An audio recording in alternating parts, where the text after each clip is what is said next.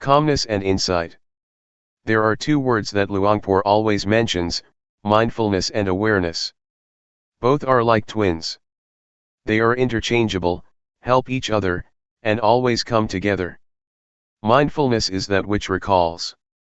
For example, you are moving your hands, but you forget that you are doing it because your mind is distracted. Then, you remember that you should be attentive to your hand movement. That capacity to recall is mindfulness. Mindfulness recalls and brings your mind back to the action of your hands. When your mind is attentive to your hands, or to any activity, you become aware of your body, aware of yourself. This is awareness. Once you are aware of any activity, you know what should be done as far as that activity is concerned. This is clear comprehension, another function of awareness. When you are aware of an object and attentive to it, your mind becomes increasingly collected and composed, thus enhancing concentration. Awareness also gives rise to and strengthens mindfulness. Sometimes, while you are supposed to be aware of your body's movement, your mind becomes distracted. Awareness of your body's movement sometimes helps your mind to recall that you must be mindful of your body, and that's why it can help to bring your mind back. It awakens mindfulness, bringing back the mind. For example, when you are listening to someone's speech, you rub your fingers.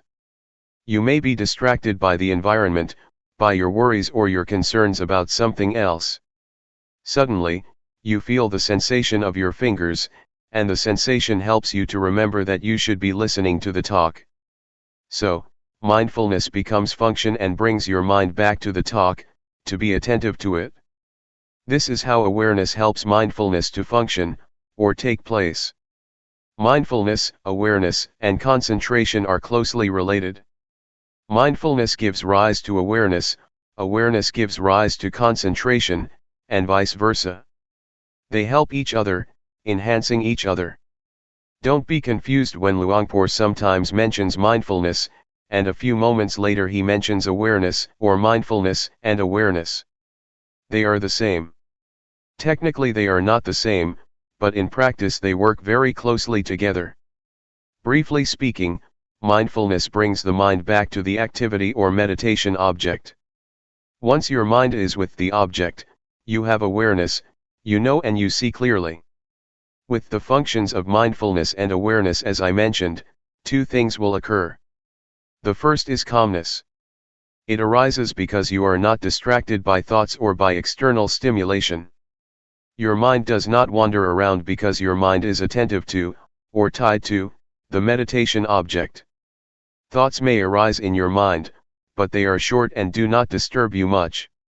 You may feel hot, you may feel cold, but it does not give rise to anger or upset you, because mindfulness brings you out of the anger or negative qualities, and back to the object of meditation. But, if you do not have an object of meditation, your mind can easily be caught in the anger, that is the result of unpleasant feelings. So, mindfulness and awareness help you to let go or be free from the discontentment. That is why calmness and relaxation are possible for the one who has mindfulness. The second thing that happens when you have mindfulness is wisdom, or clarity of mind.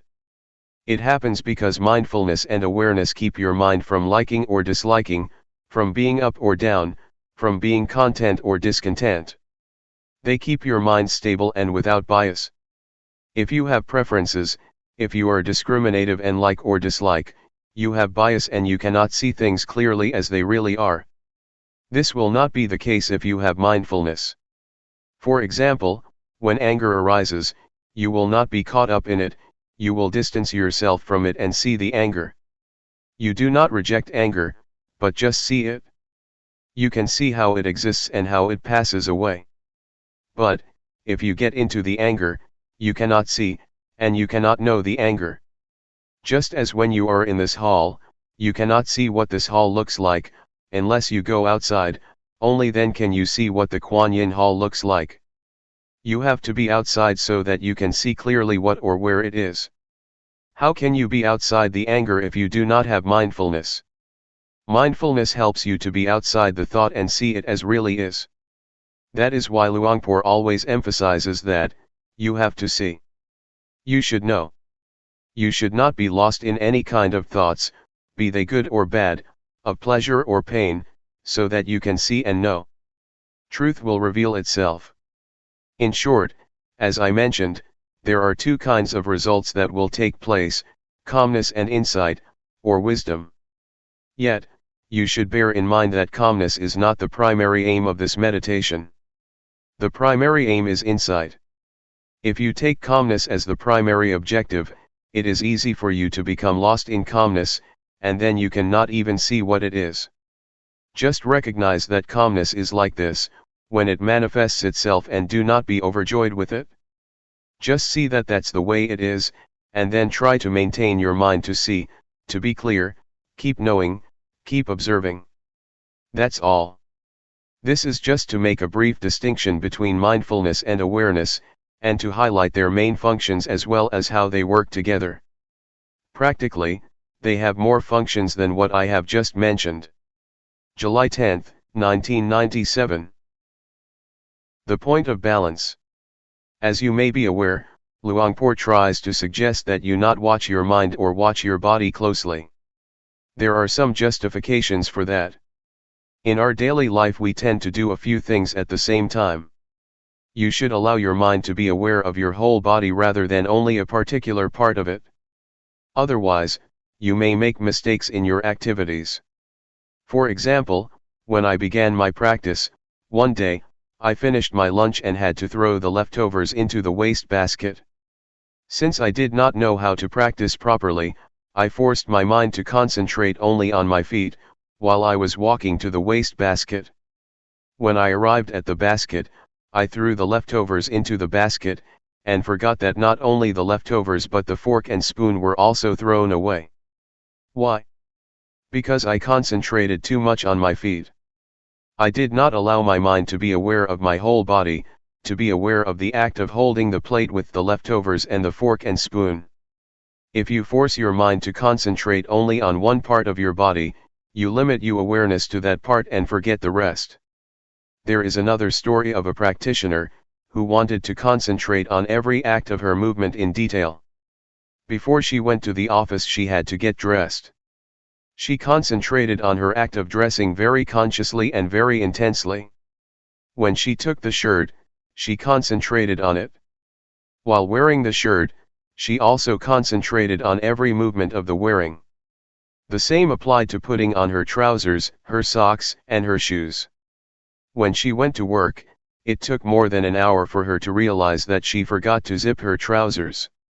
It's okay if you walk with too much concentration in a walking meditation, it's not much of a problem because you only have one act. Yet in reality, you have many acts at the same time. You walk and you hold something in your hands.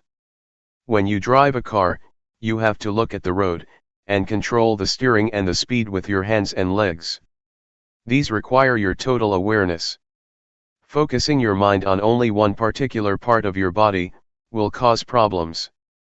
I have spoken only of the physical aspect or the aspect of the body activities so far. This principle also applies to the mental aspect.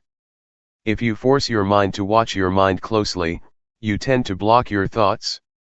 When there is no thought, you do not learn how to let go of it. You should allow thoughts to arise, so that you learn how to let go of the thoughts or emotions. If you block your mind, the thoughts cannot arise, and then you do not know how to let go of them when they do arise.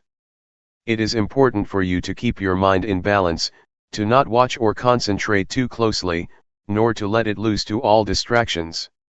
This will enable your mind to be aware of the mind, to be aware of the body, not only of your hands, but the whole of your body and also its surroundings.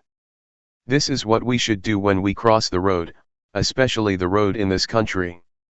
You have to be aware of the act of walking, and also of the mind. Am I absent-minded?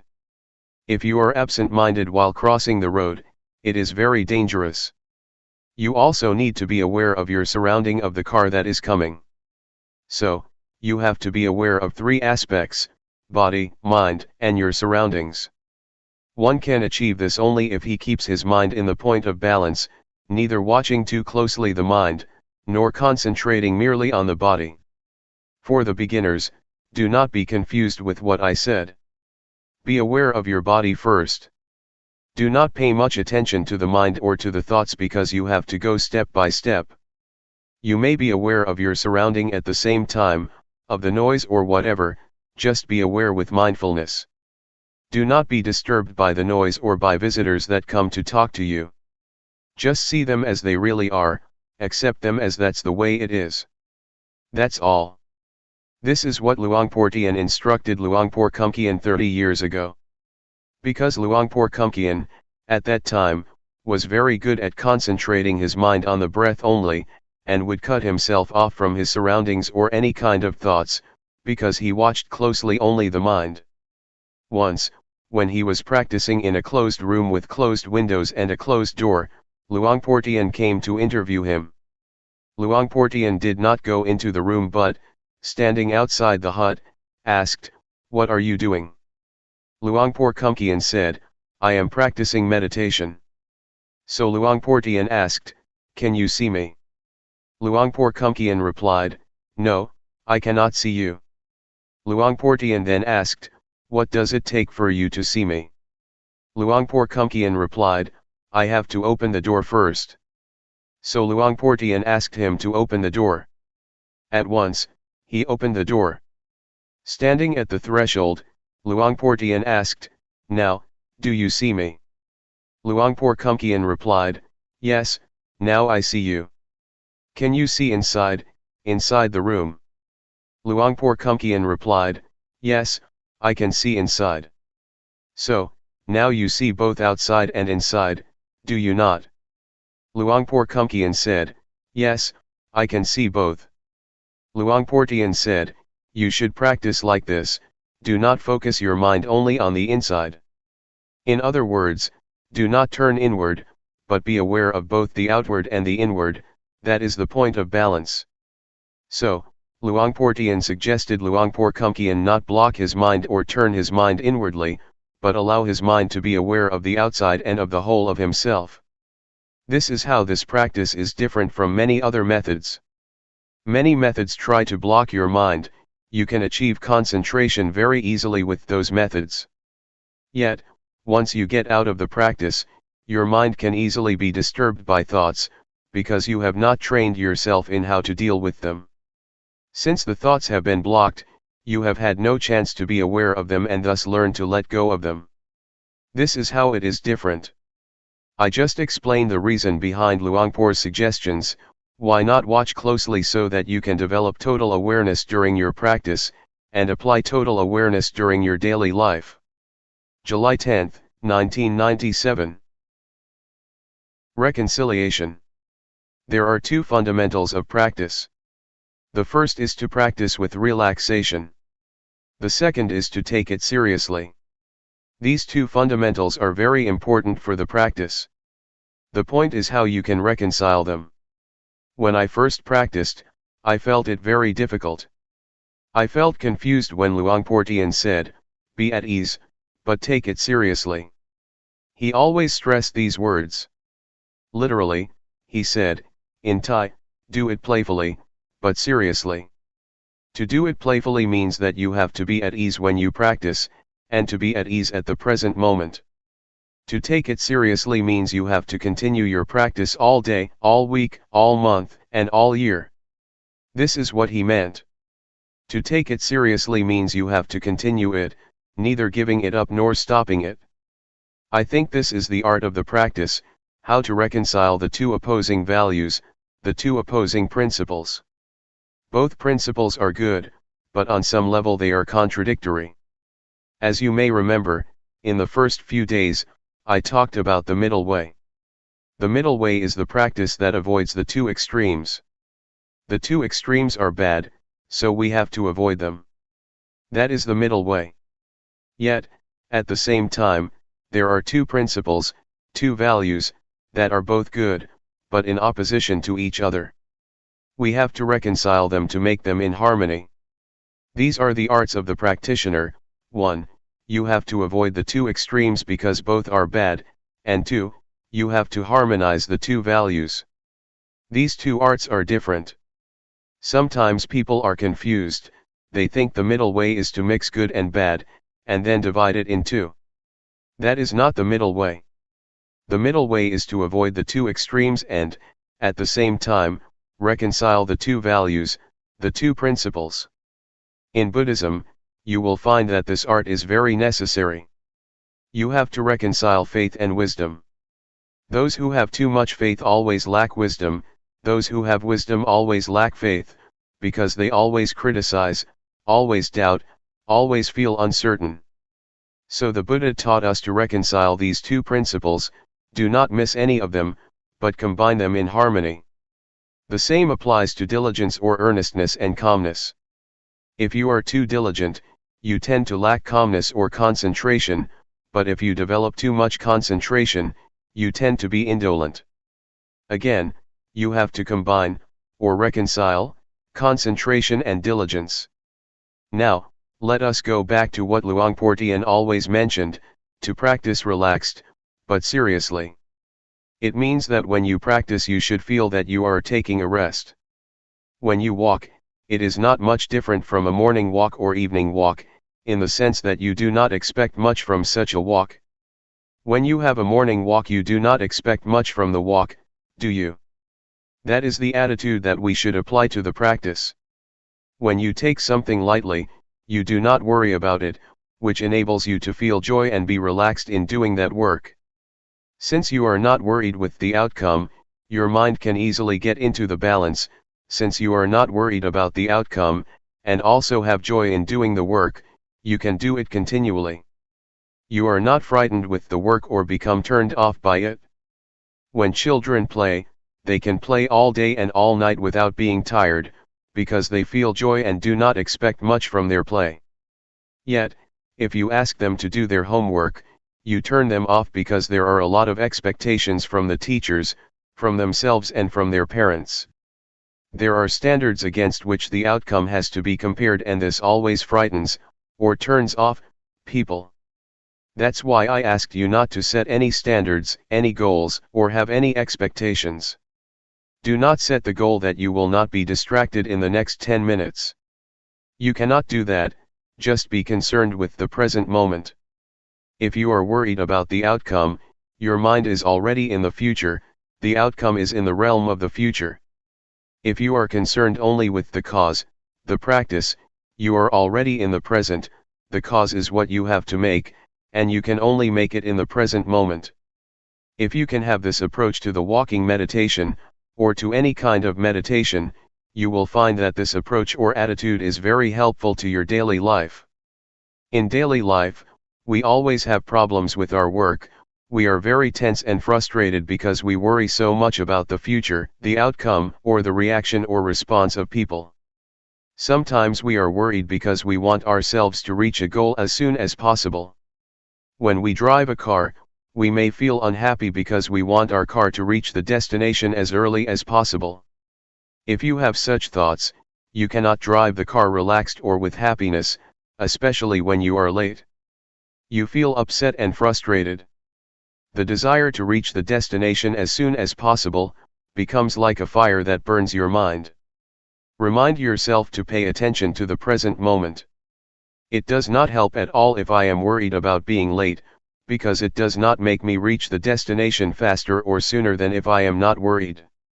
The worry itself does not help, it does not change the situation. What you should be concerned about is trying to driving the car properly and as best as you can, because this is the only way that you can arrive at the destination without delay.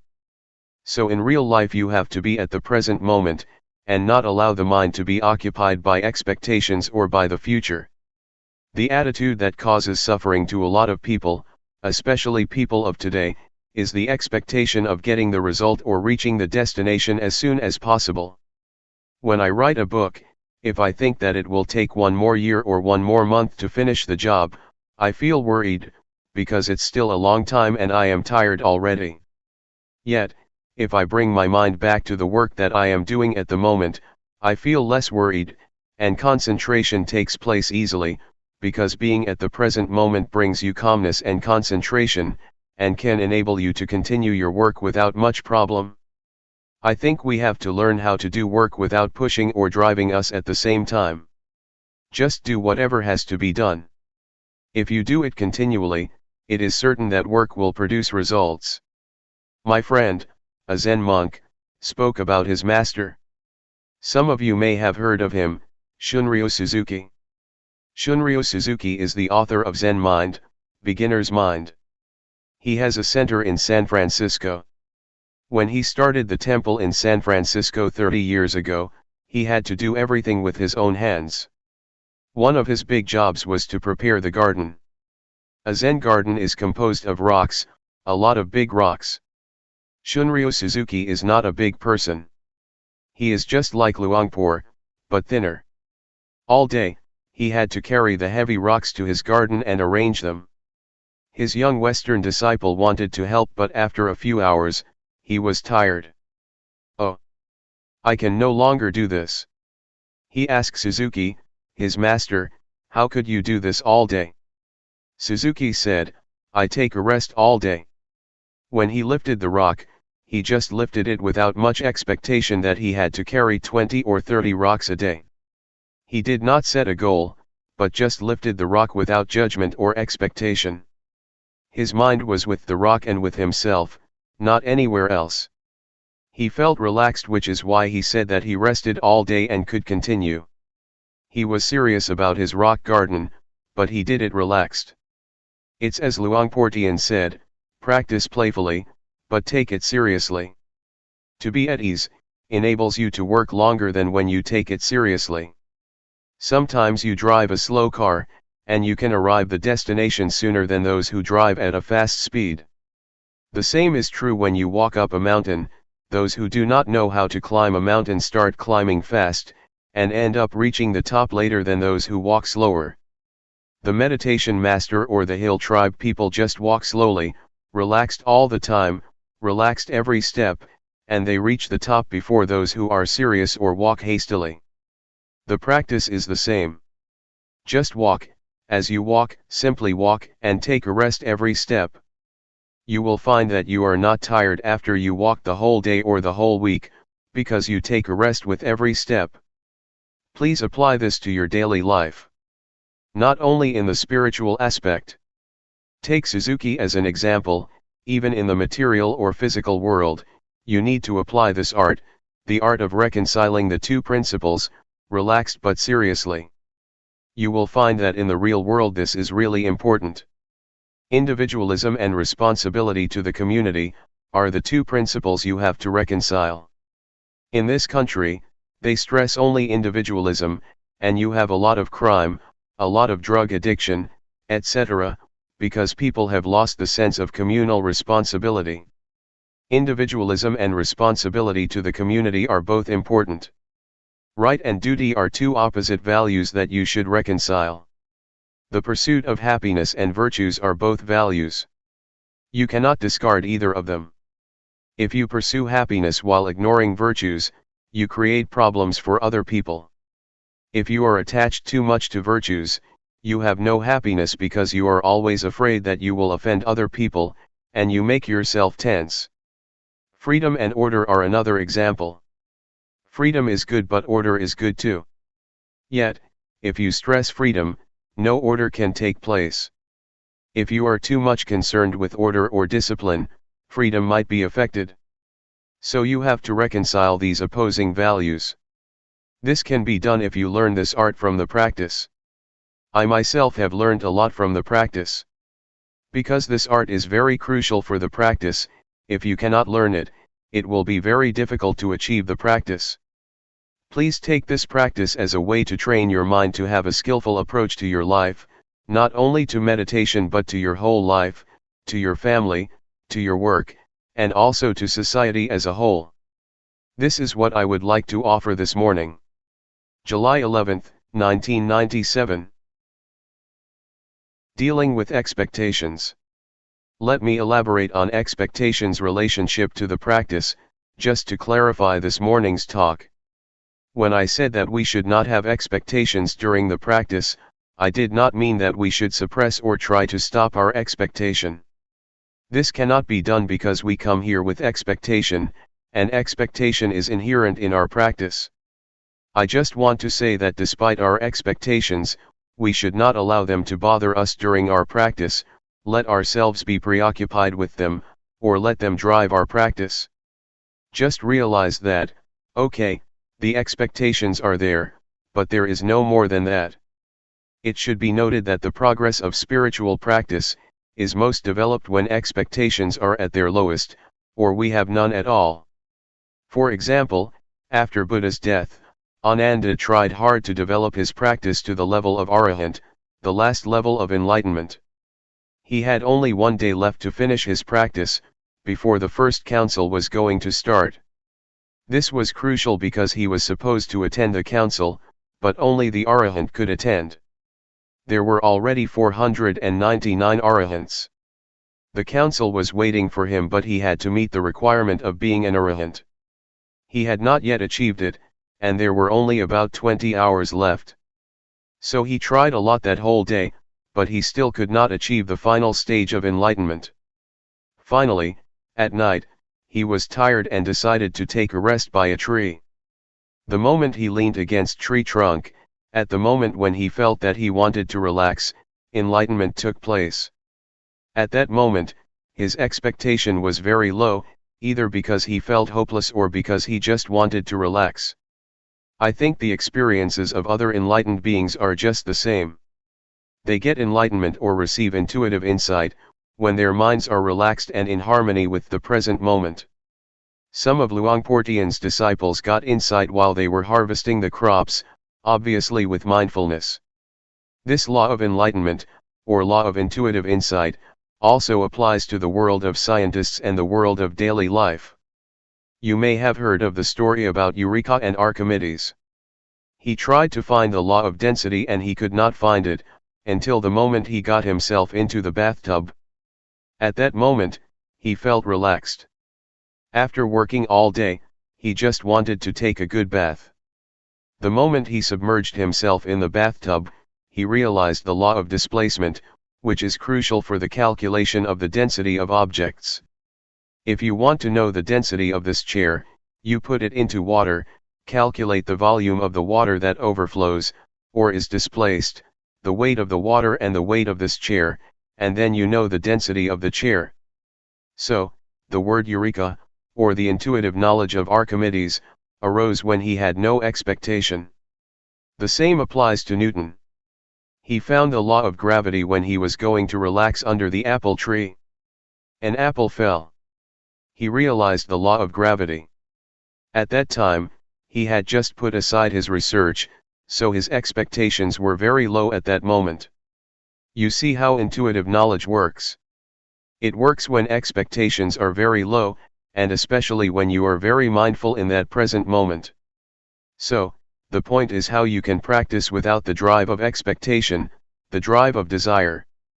This is a problem because we are usually driven by desire or expectation. In Buddhism there are two kinds of motivation. The first is desire to get or desire to achieve. The second is zeal, you want to do, or you want to practice. There is a difference between the two. Desire is closely related to craving, and zeal is closely related to wisdom. With zeal, you realize that it is good, so you want to do it. Zeal is the desire to do, not the desire to get, not the desire to achieve but the desire to do. Buddhism does not say that you should not want. Yes, you should have wants. You should have the want to do, but not the desire to achieve or the desire to get. So, please learn to use zeal as the motivation for your practice. You see with your wisdom that meditation practice is good. It is not to satisfy your ego that you do it, but because it is good for yourself and for others. Then, you start practicing. Yet, for a lot of people, it is difficult to develop zeal, because desire always dominates their minds. That is okay. We have to accept the way it is. We have to accept that we have desires and expectations. But again, once we start walking, once we start moving our hands, it is time to turn our attention to our body's movements, and leave our expectations and desires behind. Submerge yourself in the present moment, in the act of walking, in the act of moving. When you get the results of the practice, you will have confidence in the practice, and you will see for yourself, oh, this practice is good.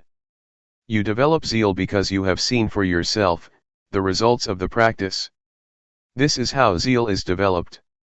You see it yourself, with your mind, oh, this is good. So you develop the inclination to practice, and this time you practice without the drive of expectation. You enjoy doing it, so you just do it. Enjoyment is the result of your zeal. If you enjoy something, you do it. You do not mind what will happen. I like it. I enjoy it. So, I do it. There is no more than that. Find out how you can enjoy the practice. The more you enjoy it, the more you will practice it relaxed and at ease, and the more you will get results. The more you get results, the more you become confident, and then you will just do it. We do not need the drive of expectation or the drive of desire. I think this is the motivation that people lack. We are taught that only desire can drive people to do things. Actually, there is another motivation that can get us to work. Zeal as a Buddhist motivation is very important, not only in meditation but in any kind of work. This is what I would like to offer you for reflection. In summary, how should we deal with expectations? First, accept them for what they are. Accept that expectations exist in our minds, but do not let them bother our practice, or pay much attention to them. Just be at the present moment with the work you are going to do, and do not allow yourself to be driven by expectations. Try to develop the other kind of motivation, zeal. With the right motivation, you will find that results arise not in the future, but at the present moment. Normally, people just wait for the future, wait for the results to come. If you have a positive approach, a positive mind, you will see results, and the outcome always comes at the present moment. Please be sensitive to the immediate results, that always take place but that we always ignore. As Luangpor always says, once you move your hands, you already get the outcome, the awareness. You need not wait for the future. It has already arisen, but you have to be aware of that. That's why we can be happy at the present moment, because we get results at the present moment. We do not need to wait for the future. It is too risky to wait for the future is uncertain. But, the immediate result is guaranteed by our practice. That's all for this afternoon. July 11, 1997. Unreliable thoughts. I am sure that you all have a lot of experience with thoughts and emotions. Some of you may be able to see the thoughts themselves. You may realize that these thoughts, emotions, and feelings are quite unstable, which is why they are uncontrollable and unreliable. But, despite their instability, thoughts and emotions have a lot of power to tempt us, because they need our attention to sustain themselves. Without our attention, thoughts and emotions just fade away. They need your attention, it is the only requirement for their survival. You know, it is as if thought has a life of its own, despite its instability. It is like a virus that tries to manipulate your cells, drawing support from you. If you are not aware of such nature of thoughts and emotions, you can be easily tempted by them, deceived by them. They try to lure you, saying, "Hey, I am you." My thoughts call me, saying, "I am Paisan, I am yours, so you should take care of me." Sometimes I am tempted to take them to be my belongings, because they are very smart thoughts, very intelligent thoughts. I would like to grasp them, but you have to be careful, not to rush and grab them. Do not believe them so quickly because they are unreliable, especially the unintentional ones. We cannot even believe the good thoughts, for they can play tricks on us too, if we are not mindful enough. There is a story about a person who enjoyed drinking, and tried to give it up but failed. Every time he passed the bar on his way home, he could not resist his desire, the temptation, to go inside and have a drink. He tried to resist many times but failed. One day, he was determined that he would not fail himself any more, so he prayed to the Buddha, to the Dhamma, to the Sangha, and to all the other deities, after he finished his job in the office. He felt quite strong after he had asked for help from everyone to increase his willpower. When he approached the bar, the temptation arose, but he tried to deny it. No, this time no. But on his first step in front of the bar, a thought arose, hey, why don't I have a last drink? No, no, no. I can't, he said to himself. On the second step, hey, okay, not a full cup, only half a cup. No, he said, and he proceeded. The bar was not very big, but those few moments seemed to last a very long time. Then, another thought came up, okay, 1/4. Better not, said a voice in his mind. Suddenly, his friend in the bar called, hey, come come. Again, he refused. But then he thought, hey, it will break the friendship if I refuse his offer. But, he was still determined not to drink. Thoughts of every rationale you can imagine flashed through his mind. Nevertheless, he finally passed the store. I've done it. I am the winner. He was suffused with a sense of victory. Suddenly, a thought came up, hey, let's celebrate the victory. He then turned back to the bar. Thoughts can trick us. They are very rational, and can turn even victory into disaster. We should not believe them but try to see them, so we do not fall into their trap. So, mindfulness is very important even in daily life. Every year many old women would come to see Ajahn Chah, a big master in northeastern Thailand, and ask his permission for them to stay at the temple, because they had quarreled with their husbands. Everybody would say, I will stay here for life. I will not go back to my house anymore. I am fed up with him. No more. I am disenchanted with the household life. Please allow me to stay and practice with you. A few days later, the husbands would come, visit them, and ask them to go home. The women who had been determined to stay in the temple for life, would change their minds after a small chat and decide to go home. Even strong, powerful, and quite determined thoughts can disappear, or wear out, after a few days passed. You may have noticed that you have a lot of good thoughts or ideas during the practice. I want to do this, I want to do that, after I go home I will do this, I will do that. But if you do not jump into that thought or idea, and just see it and ignore it, after a few hours or a few days, you will find that that thought becomes weak and is not as interesting anymore. When you have a beautiful or great idea, you need to remind yourself, it is not sure. This is the third mantra I will give you. Do you remember the first two mantras? Never mind and, that's the way it is. Now, the third one, it is not sure, or is that so? If you reach some conclusion about someone, like, this guy is very bad, this guy is unfaithful to me, this guy is deceiving me, or this guy is very good, he is very generous, you should say the mantra to yourself, is that so, or that is not sure. If it is a real thought, a real judgment and the right conclusion, it will last. Otherwise, it will waver and weaken. So try to see thoughts as they really are, unstable, uncontrollable, and unreliable. Unless they are born out of wisdom or mindfulness, they are completely unreliable. This is just the first step of insight into the nature of thoughts.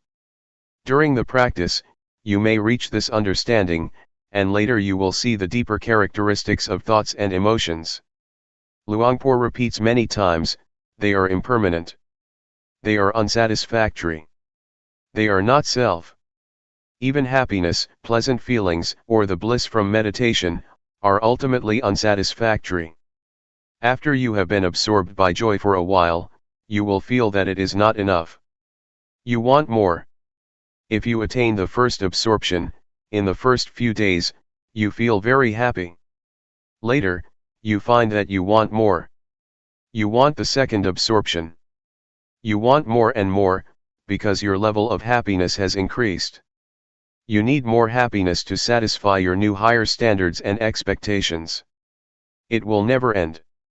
But if you are mindful enough, and do not fall into the trap of happiness or pleasant feelings, you will feel content. You will have contentment. You will know what self-contentment, modesty, and moderation mean. Moderation is possible only for those who have mindfulness. Otherwise, you just need more and more, and it will never end. This is about unsatisfactory. The last characteristic is selflessness or no self, which is very important. You may be able to understand this, when you see that the thoughts you have are not really yours. If you are mindful enough, you will see that this is not my thought, this is not my emotion. But without mindfulness, you tend to grasp it, taking it as your own. We are likely to take it to be me, to be mine. This is mine, this belongs to myself. This thought is my thought. If you disagree with my thought, you disagree with me. You take it personally. A lot of problems arise because of such disputes. When your friend disagrees with an idea which you take to be yours, to be yourself, you tend to be angry. Since you feel that he or she is questioning you. But, if you take this idea as just an idea presented by you without attachment to it, it does not matter at all if your friend disagrees with your idea. With your practice, you keep being aware of the thought, you see it come and go, arise and cease, occur and pass away. If you try to grasp or maintain beautiful feelings or pleasant emotions, they will resist your attempt. You will realize that they are uncontrollable and not yours. They cannot be yours. If you have this insight, you will understand why we cannot and should not believe our thoughts, because they just come and go, they have no self. This is what Luangpor tries to instruct you, but you do not need to rush or try to have such insight. If you repeatedly take notice of your thoughts, if you know them and are aware of them, the insight will come by itself. The nature or the characteristic of thoughts and emotions, or all mental states, will be apparent to you. That's why Luangpor says, the truth will reveal itself. Our job is to obtain or sustain awareness. So just stay aware and the process will lead you to the truth. That's all for this morning. July 12, 1997. Meditators for Friends. According to the Buddha, there are 4 very good friends who help each other and also are very helpful to us: mindfulness, sati, awareness, sampajanya, concentration, samadhi, and wisdom, panya. If you are skillful, you can use these 4 friends, or these 4 virtues, to handle a disturbed mind or distracted thoughts. You have already been introduced to mindfulness and awareness, and know how to deal with distracted thoughts, that is to be aware and mindful of these thoughts or emotions. Once these thoughts are recognized by our awareness, they just fade away. It is as if you come face to face with a burglar about to steal something from your house. You see him and he becomes frightened and disappears. Or, it is like a dog. Suppose we visit a friend's house, and his dog is barking and going to bite us. If we just call out the name of the dog, it will stop. This is how mindfulness and awareness work together, to keep you from being attacked or hurt by distracted thoughts. Yet, sometimes the burglar is very big and you are very small. You saw him face to face but he just knocked you down. So if the thoughts are very powerful and your mindfulness is still weak, it is not appropriate for your mindfulness to face such powerful thoughts. It is better for you to turn your back on these thoughts. Just ignore them. This will be helpful for beginners. That's why Luangpor suggests that in the beginning stage you just be aware of your body, and do not pay much attention to your thoughts. Ignore all thoughts, feelings, and emotions, and just pay attention to your body.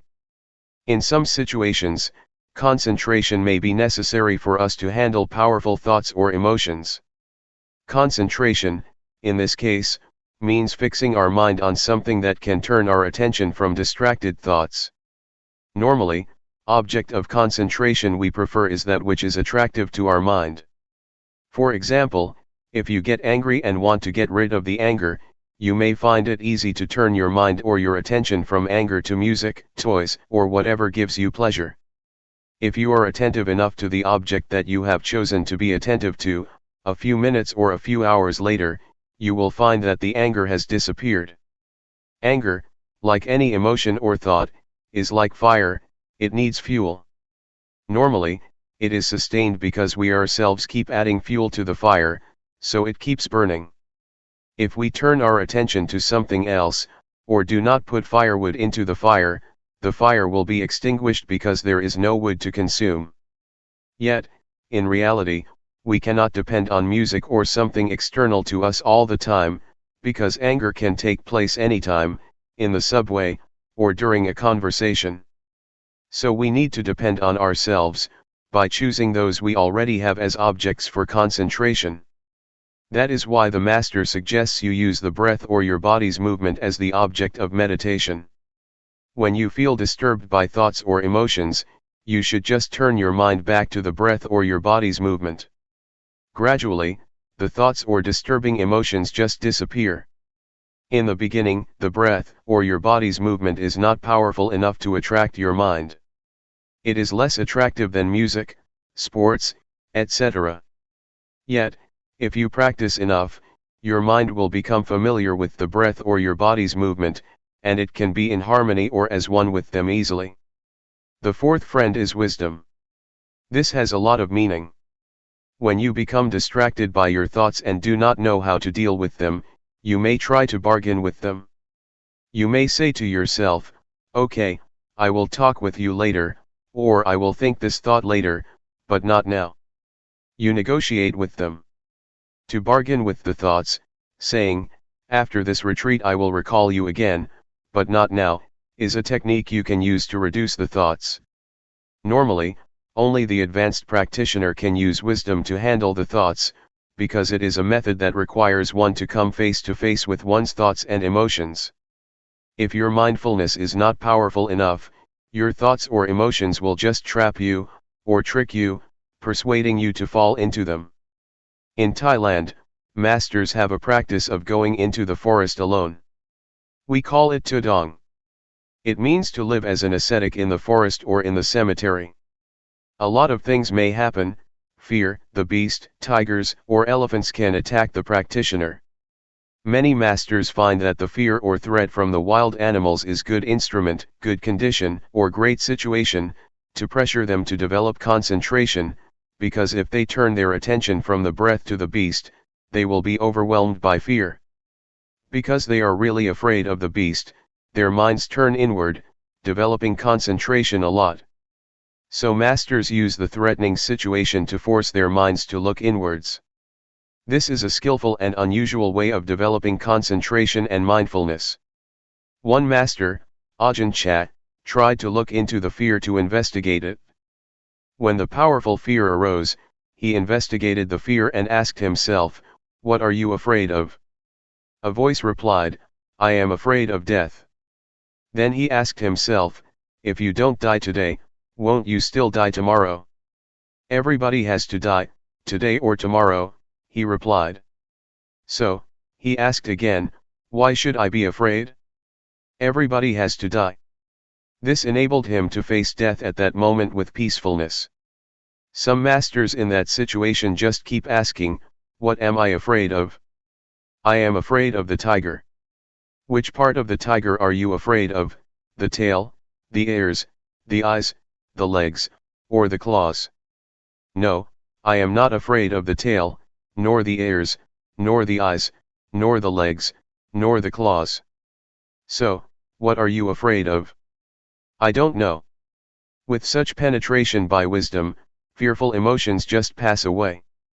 They do not use rationalization, but an analytical mind to divide the tiger parts, and they do not feel fearful. But as Luangpor says, if you have insights into body and mind, into the nature of body and mind, into the temporary state of body and mind, such insights will enable you to go through all problems, distraction, and negative emotions very easily. With a flash of insight, you can go right through them, you have no need of questions and answers. If you understand that these mental states are impermanent, unsatisfactory, and not self, the thoughts are there but they are not me, they are not mine, you become detached from them and they lose the power to tempt you. This is how wisdom works to solve problems. This is just a summary of how to use the different means of dealing with the enemies of the mind. We are like warriors, we need to know many kinds of weapons to deal with our enemies. If you only know one weapon, it is not enough to handle different kinds of problems. In fact, a sense of humor can help you too. If you take any given thought too seriously, you will get into trouble, but if you make fun of it or have a sense of humor, you feel more light-hearted. You can laugh at it, as Luangpor always says, laugh at your thoughts and tell yourself not to be crazy with them. That is also helpful. For example, when you are disturbed by the noise of building construction, visualize the face of the man who is doing the job. Oh, what a poor man! We will have no hostility toward him, but rather pity him. Please learn how to use various techniques, or virtues, for your own benefit, for your own spiritual practice. Nevertheless, I am not much worried about the problems that we face, because when we have problems, we tend to be careful. It is when we are happy that we tend to be careless, and drop our guards like the alcoholic man in the story that I told you earlier. He was very careful when he walked past the bar, which is why a lot of temptations could not persuade him to drink. But when he passed the store, he became proud. Oh, I am the victor. I am the winner. At that moment, he became less careful, and the desire to drink tricked him, convincing him to go back to the bar. Please be careful when you achieve some level of spiritual success, when you have insight, or when you attain the well-developed mindfulness. At that moment, you have to be very careful. There is a story that in China, during a talk like this in a temple, there was an earthquake. All the disciples ran away, but the master stayed still in his place, showing no sign of fear. The next day, after the chanting and the Dhamma talk, there was question and answer session. One student asked, "What is mindfulness?" The master replied, "Mindfulness is the ability to be calm in time of danger. For example, did you see me? When there was an earthquake, I could stay still and drink water without showing any signs of fear. Did you see me tremble? No." One student answered, "You did not drink water. You drank soy sauce. So, please be very careful with pride and conceit. They are very dangerous. Conceit is the last obstacle that only the Arahant can get rid of. Be careful." July 12, 1997. Meditation in action. Meditation enables us to be with ourselves, to see ourselves speaks, sometimes silently, sometimes loudly, sometimes frustratedly, and sometimes happily. You can see how silent or how loud your mind is. We need time to converse with ourselves, to see ourselves, because most of the time our attention is turned to our surroundings, to television, to books, to work, or to our families. We do not have much time to be with ourselves, despite the fact that we should be our best friends. The practice of meditation is the way to make yourself your own best friend, as much as it can be. There is another kind of friend, a bad friend, the friend who seems to agree with us all the time, who spoils us without ever resisting or disagreeing with us. This is not a good friend. A good friend is a friend that keeps reminding you of the proper way of living, who keeps reminding you not to be lost in yourself. Mindfulness works like that. It keeps calling your mind not to be spoiled, not to indulge in your thoughts, be they good thoughts or bad thoughts.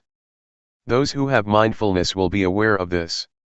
You can observe for yourself how long you have already spoiled your mind. You let it be distracted all the time, you never try to call it back to its proper place. You just follow it, and support it. When your mind gets angry, you follow the anger.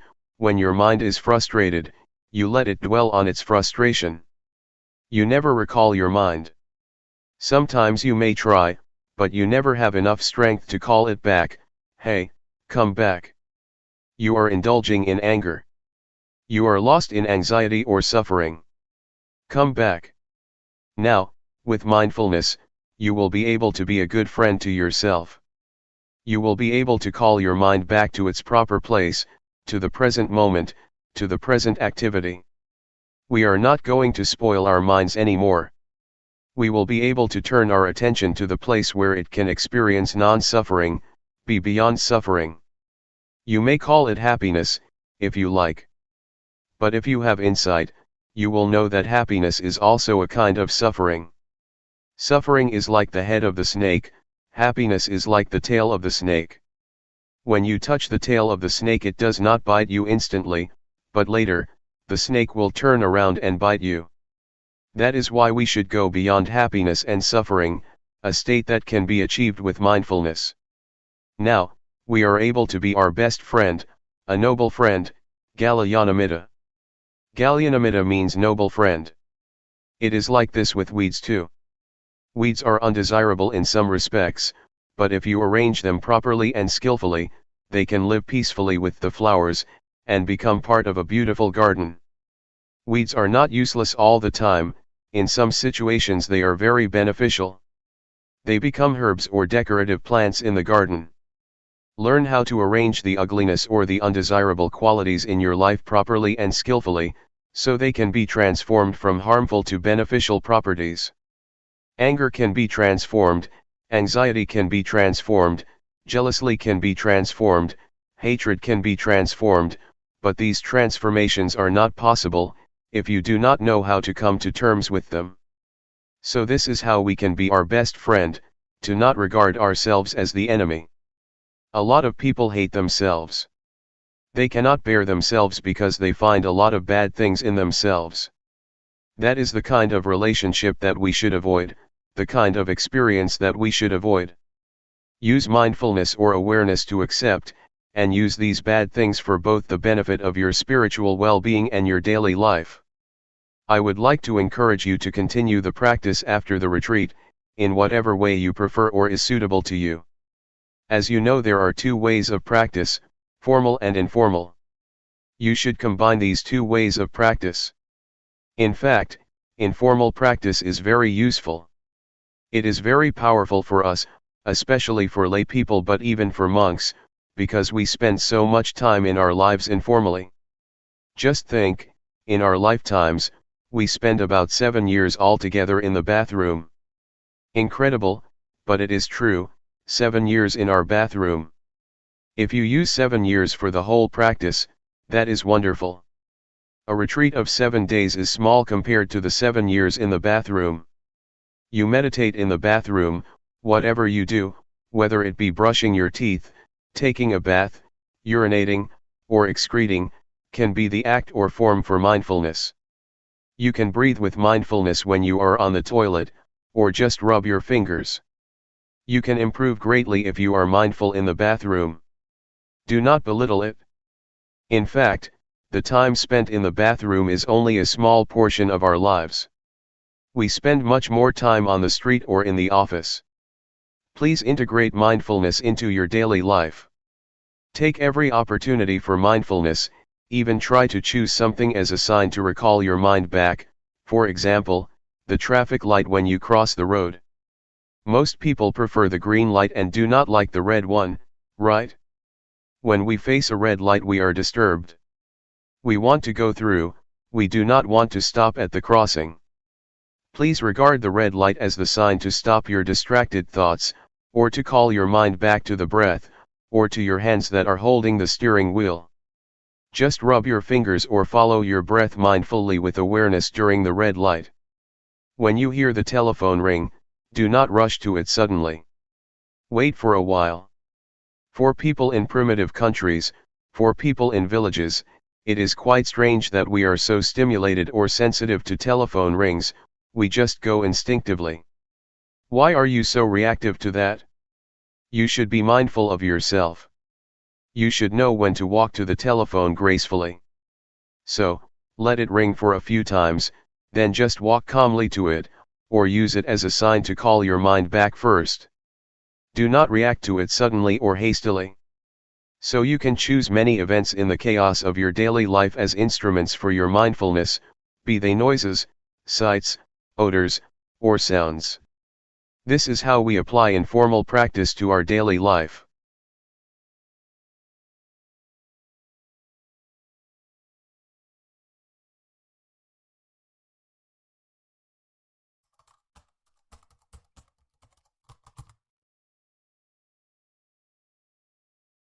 May all beings be at ease, whatever living beings there may be,